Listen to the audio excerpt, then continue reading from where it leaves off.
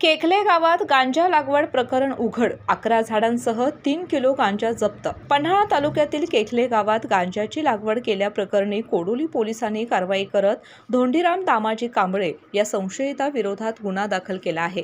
केखले गावातील स्मशानभूमीजवळील शेतामध्ये ही कारवाई करत पोलिसांनी सुमारे 3 किलो वजनाचा गांजा व गांजाची 11 झाडे असा एकूण सुमारे 35,600 रुपयांचा मुद्देमाल जप्त केलाय.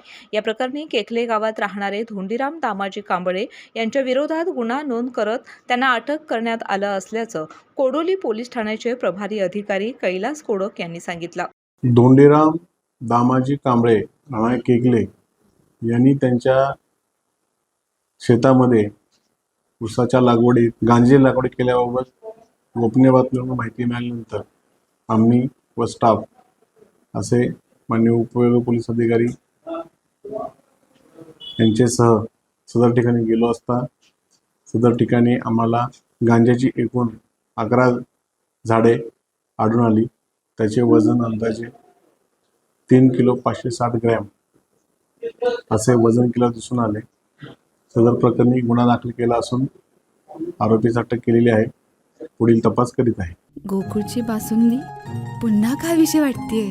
खरं सांगू, मलाही खावीशी वाटतेय. पुन्हा पुन्हा खावीशी वाटणारी गोकुळ बासुंदी.